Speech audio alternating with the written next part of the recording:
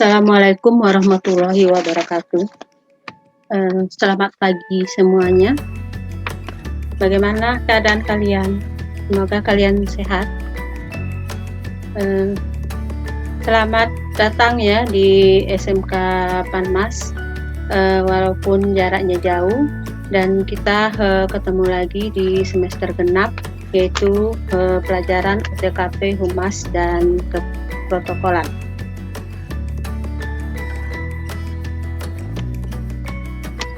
Sebelum masuk kepada materi, kalian saya perkenalkan terlebih dahulu, yaitu kompetensi dasar yang akan dipelajari di materi komunikasi efektif dan penyusunan pesan di bidang kehumasan. Yang pertama yaitu menerapkan komunikasi efektif kehumasan. Kemudian yang kedua, melakukan penyusunan pesan bidang kehumasan. Yang ketiga, melakukan komunikasi efektif kehumasan. Dan terakhir yaitu menyusun pesan bidang kehumasan. Nah, pada materi ini kalian harus memahami terlebih dahulu pengertian komunikasi. Di kelas 1 kalian dikenalkan kepada materi dasar komunikasi, namun di sini lanjutannya. Namun kalian harus ingat apa yang dimaksud dengan komunikasi. Komunikasi itu adalah proses pengiriman dan penerimaan informasi atau pesan antara dua individu atau lebih dengan efektif sehingga bisa dipahami dengan mudah. Kemudian di dalam kehidupan sehari-hari kita tidak bisa terlepas dengan komunikasi, karena tanpa komunikasi kehidupan ini tidak akan ada. Dari kapankah manusia itu mulai berkomunikasi? Bahwa manusia itu berkomunikasi, yaitu masih dalam bentuk janin di rahim ibunya. Kok bisa ya belum lahir ke dunia sudah berkomunikasi? Ya, ini yaitu menggunakan komunikasi verbal. Kalau seorang ibu yang lagi hamil, dia akan bicara dengan janinnya, dan nanti ada gerakan dalam bentuk simbol. Nah, ini akan dirasakan oleh seorang ibu. Kemudian bayi itu lahir, dia akan berkomunikasi dengan cara bayi, yaitu menangis. Dengan menangis, si bayi menyampaikan informasi apa yang dia inginkan. Kalau dia lapar, dia akan menangis. Kalau dia haus, dia juga menangis. Kalau dia sedang buang air kecil maupun besar, bahkan dalam suasana yang panas atau kedinginan, hanya jawabannya menangis. Namun orang-orang sekelilingnya harus paham apa yang disampaikan oleh si bayi. Kemudian semakin besar bayi tersebut, dia makin bisa memahami seperti apa komunikasi dalam lingkungan kehidupannya, sampai dia mengenal angka-angka, huruf-huruf, dan sampai seperti kalian sekarang ini akan paham dengan komunikasi. Apa jadinya sebuah keluarga tanpa komunikasi? Apa jadinya hubungan antara ibu dan ayah, antara anak dengan orang tua? Tanpa komunikasi ini, rasanya hidup akan hampa. Mungkin kalian bisa merasakan sedikit aja perbedaan dari hari ke hari komunikasi atau mungkin ada yang diam dalam satu hari, itu mungkin akan dirasakan bahwa hidup ini benar-benar tidak sempurna tanpa komunikasi. Kemudian kalian juga harus mengetahui jenis-jenis atau macam-macam komunikasi. Bahwa ada beberapa macam komunikasi dilihat dari berbagai bidang. Yang pertama, komunikasi menurut cara penyampaian. Ini di sini ada dua, yaitu komunikasi lisan dan komunikasi secara tertulis. Komunikasi secara lisan itu ya seperti saya seorang guru berbicara di depan kelas atau di depan anaknya. Kemudian komunikasi secara tertulis seperti dalam surat menyurat. Kemudian komunikasi menurut kelangsungan. Di sini ada dua, yaitu komunikasi langsung dan komunikasi tidak langsung. Komunikasi langsung seperti antara komunikator dengan komunikan itu berbicara tatap muka. Kemudian komunikasi tidak langsung yaitu menggunakan media seperti surat, itu menggunakan media surat atau melalui telepon atau Android. Kemudian yang ketiga yaitu komunikasi menurut perilaku. Yang pertama komunikasi formal, kemudian komunikasi informal dan komunikasi non formal. Komunikasi formal ini yaitu sudah ada perencanaan sebelumnya, seperti komunikasi di dalam pertemuan rapat formal. Kemudian komunikasi informal yang tanpa perencanaan. Kemudian di sini mungkin tidak terlalu terikat aturan-aturannya. Kemudian yang ketiga adalah komunikasi non formal. Nah, ini seperti komunikasi percakapan di kehidupan sehari-hari, mungkin mengobrol dan lain-lain. Kemudian komunikasi menurut maksudnya, yang pertama yaitu berpidato, kemudian memberikan ceramah, memberikan prasaran, wawancara, dan memberikan perintah atau tugas. Berikutnya, macam komunikasi menurut ruang lingkup, yaitu komunikasi internal yang terdiri dari vertikal, horizontal, dan diagonal. Komunikasi internal ini yang terjadi misalnya di kantor adalah pembicaraan antara pimpinan dengan bawahan. Begitu juga sebaliknya. Kemudian komunikasi horizontal yaitu komunikasi yang terjadi pada satu bagian dalam dengan berbagai bagian yang posisinya sama. Contohnya, kepala bagian kepegawaian berkomunikasi dengan kepala bagian humas. Kemudian komunikasi diagonal. Nah, diagonal ini komunikasinya yaitu komunikasi yang terjalin misalnya antara karyawan yang memiliki jabatan yang berbeda tingkatnya atau berbeda bagiannya. Kemudian komunikasi eksternal yaitu komunikasi yang terjadi di luar kantor atau di luar perusahaan, misalnya komunikasi yang terjadi dengan pihak pemerintah, kemudian komunikasi yang terjadi dengan media massa ataupun komunikasi dengan masyarakat ataupun konsumen. Kemudian jenis komunikasi berikutnya adalah komunikasi menurut aliran informasi.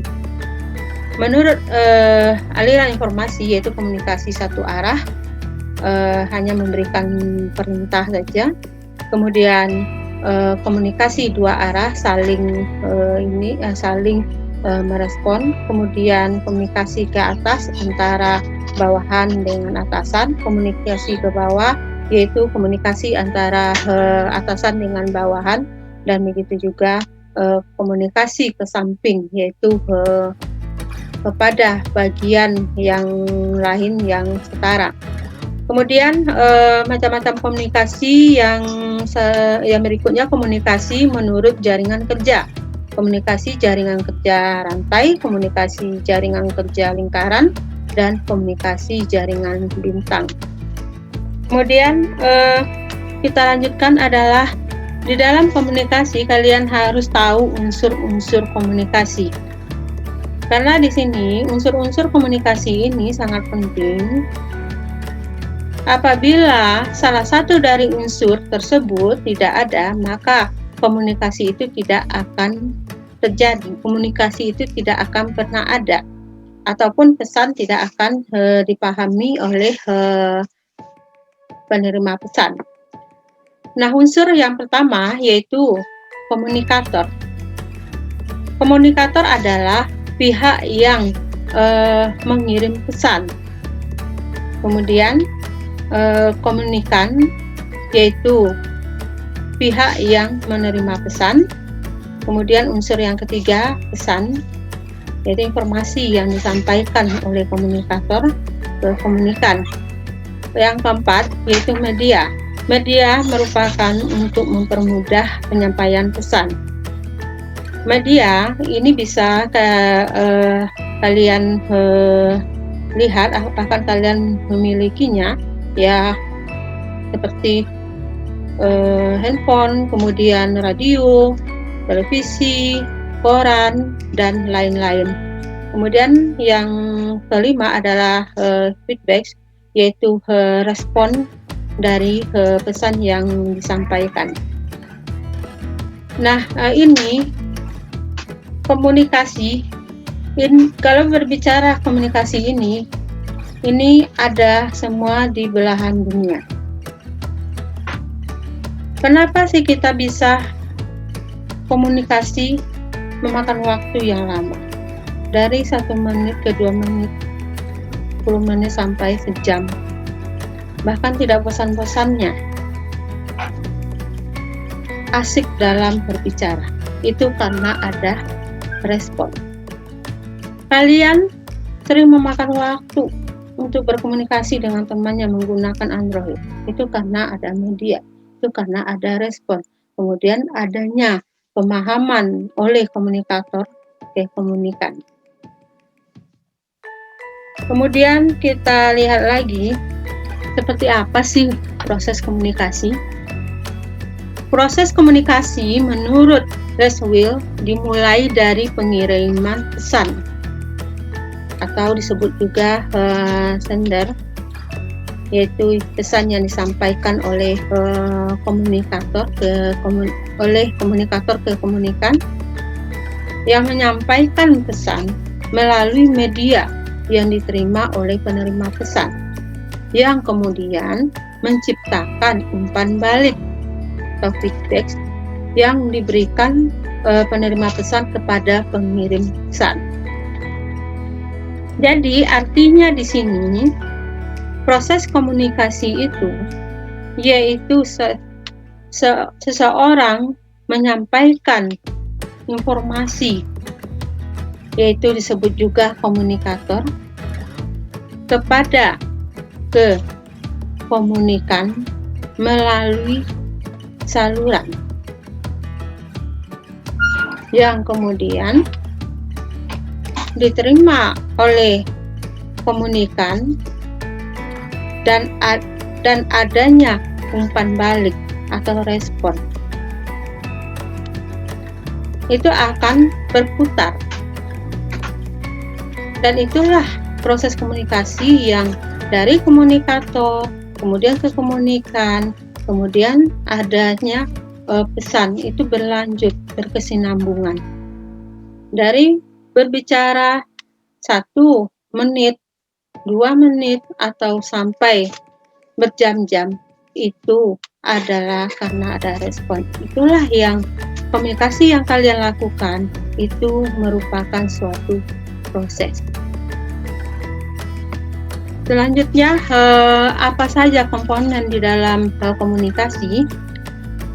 Seperti yang sudah disampaikan pada proses komunikasi, di situ ada komunikator atau diistilahkan di sini adalah sender, kemudian ada pesan, kemudian ada channel atau saluran dalam menyampaikan informasi tersebut. Ya, di sini kayak seperti yang kalian lakukan, yaitu komunikasi melalui telepon jarak jauh.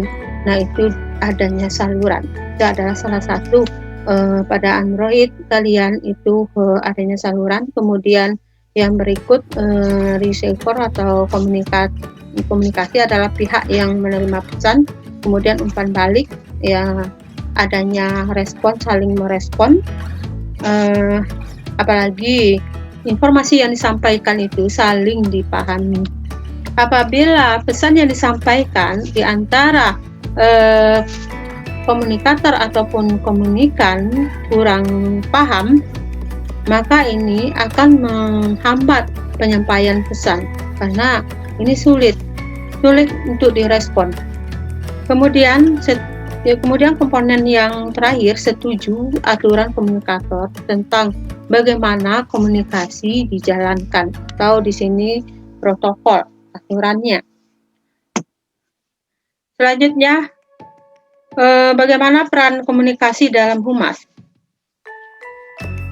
Komunikasi di dalam humas ini merupakan titik sentral, yaitu terpusat yang akan titik sentral di sini yaitu merupakan bagian yang menerima informasi dari segala penjuru dan nanti diolah di bagian humas ini, kemudian disampaikan lagi ke bagian-bagian atau ke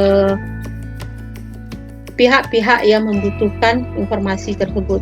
Kemudian peran yang kedua, bahwa komunikasi itu merupakan dalam adanya setiap proses hubungan kemanusiaan, merupakan proses menyangkut kepribadian, sikap, tingkah laku orang yang terlibat di dalam komunikasi. Jadi peran komunikasi dalam humas ini akan membentuk atau bahkan akan mempengaruhi kepribadian seseorang, sikap seseorang, dan tingkah laku orang-orang yang terlibat dalam komunikasi. Ya, ini menyangkut kepada pesan yang disampaikan, kemudian bagaimana tanggapan dari penerimanya, dan setiap orang menerima pesan itu akan memiliki persepsi yang akan berbeda. Apabila tidak diolah dengan baik, maka tidak ada penyatuan persepsi dan ini akan menimbulkan miskomunikasi atau salah paham. Kemudian yang ketiga, peran komunikasi ini adalah public relation atau PR. Dalam komunikasinya melakukan komunikasi persuasif kedua arah. Selanjutnya, yang keempat adalah proses integrasi antar manusia. Kemudian komunikasi efektif dalam pelayanan kehumasan. Seperti apa sih komunikasi efektif dalam pelayanan kehumasan ini? Di sini kita perhatikan terlebih dahulu mulai dari hambatan dalam melakukan komunikasi efektif. Bahwa di dalam kehidupan masyarakat sering kita melihat kesalahpahaman, bahkan akan menimbulkan kegaduhan baik di tingkat rendahnya dalam keluarga, kemudian mungkin pertemanan, kemudian teman sekantor, bahkan masyarakat atau antar kelompok, bahkan antar daerah maupun antar negara. Di sini hambatannya yang pertama adalah status, efek atau perbedaan status sosial. Kalau berbicara status sosial ini bisa kita lihat mulai dari status ekonomi, atau misalnya di sini latar belakang ekonomi, kemudian latar belakang keagamaan, kemudian budaya, selanjutnya adalah bahasa, yang ini akan menimbulkan persepsi yang berbeda. Kemudian juga latar belakang pendidikan, bahwa semakin tinggi pendidikan seorang, ini kemungkinan untuk penerimaan antara berpendidikan yang rendah atau mungkin tidak pernah mengecap pendidikan, ini pemahamannya akan berbeda, apalagi wawasan mereka yang berpendidikan rendah atau yang tidak pernah mengecap pendidikan, ini sangat sempit sekali, dan untuk menghadapi persoalan-persoalan itu mereka sulit untuk menerima atau menyelesaikannya. Kemudian dari segi ekonomi, nah untuk ekonomi ini ada terjadinya perbedaan si kaya dan si miskin. Karena di sini seorang yang berpendapatan yang sangat rendah sekali dengan berpendapatan yang lebih tinggi, ini kelihatannya adanya ketimpangan di dalam berkomunikasi, mungkin ada rasa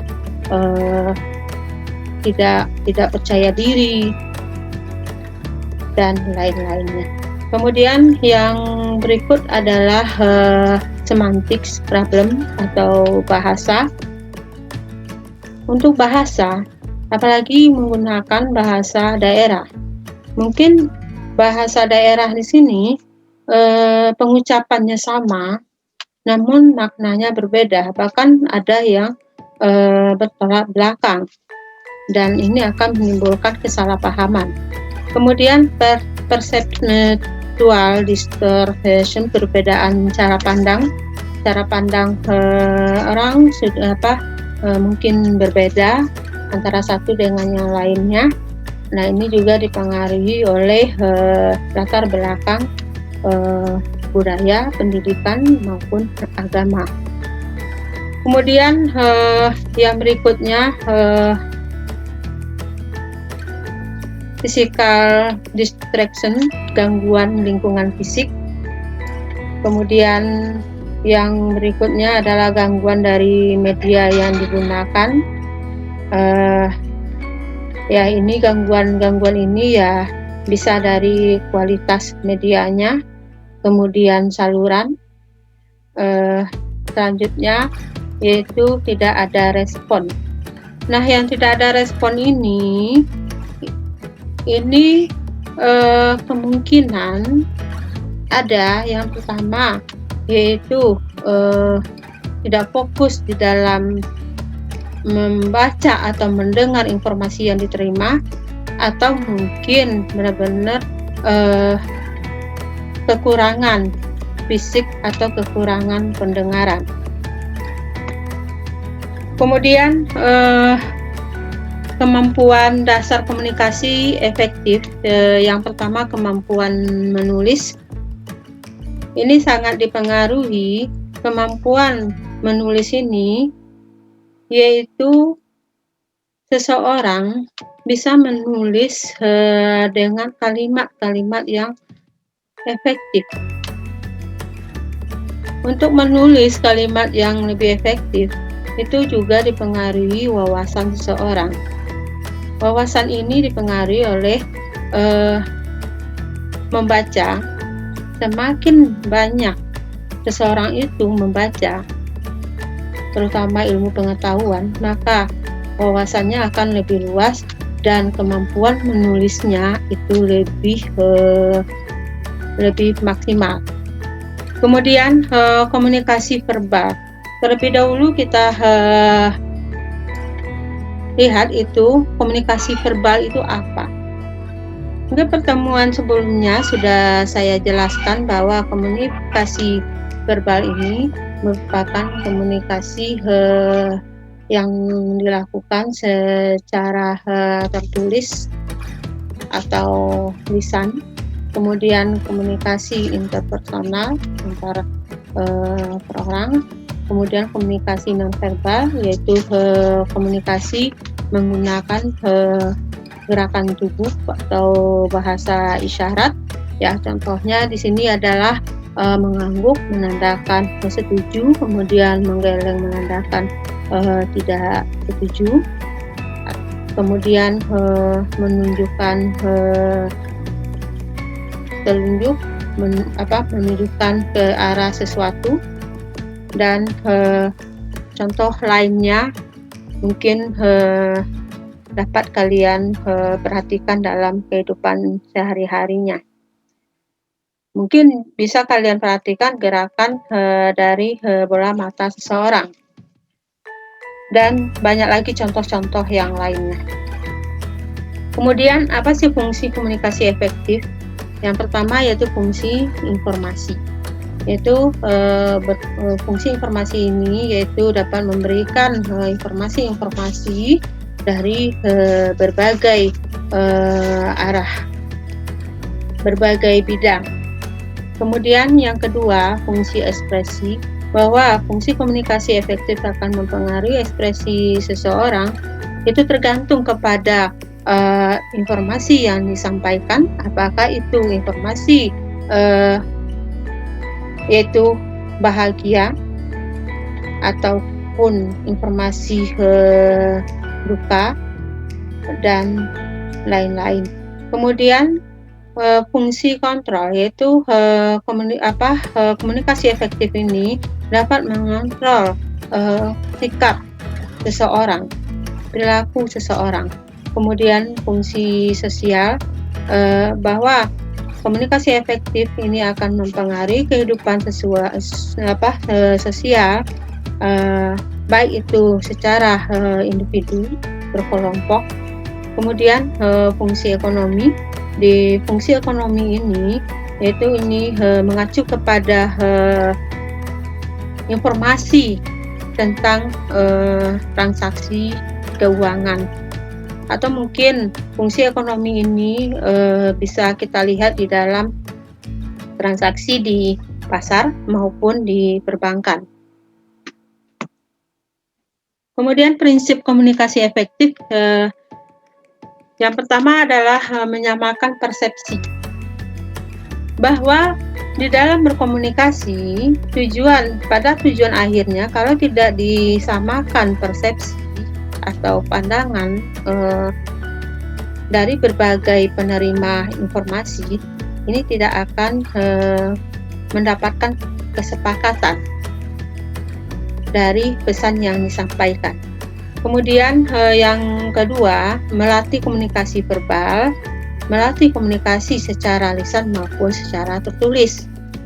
Yaitu contohnya dalam berpidato, kemudian dalam ceramah, kemudian di dalam menerima telepon.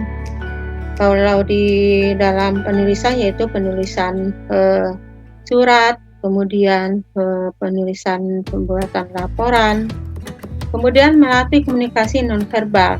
Melatih komunikasi nonverbal di sini komunikasi atau pengiriman pesan bukan hanya dengan komunikasi verbal saja, namun juga dilengkapi dengan komunikasi nonverbal, yaitu menggunakan simbol-simbol, gerakan tubuh ataupun bahasa isyarat. Kemudian yang keempat yaitu mendengarkan dengan baik. Untuk mendapatkan pesan yang lebih efektif, yaitu seseorang harus mendengarkan dengan baik, dengan seksama, sehingga dapat merespon pesan tersebut sesuai dengan yang diharapkan oleh penerima, oleh pengirim pesan. Kemudian yang kelima, memberikan respon dengan baik. Nah, ini berkaitan dengan bagian 4. Apabila kita mendengarkan dengan baik, tentu juga bisa memberikan respon dengan baik. Sehingga apapun informasi yang disampaikan, ini akan dapat dipahami dan akan tepat sasaran. Kemudian untuk materi selanjutnya akan saya sampaikan pada pertemuan berikutnya. Saya berharap kalian bisa memahami materi-materi yang saya sampaikan tadi. Saya cukupkan sampai di sini. Terima kasih perhatian dan waktunya. Jangan lupa kalian tetap jaga kesehatannya sehingga pada saat pertemuan berikutnya kalian lebih semangat lagi belajarnya. Sampai jumpa pada pertemuan berikutnya. Assalamualaikum warahmatullahi wabarakatuh.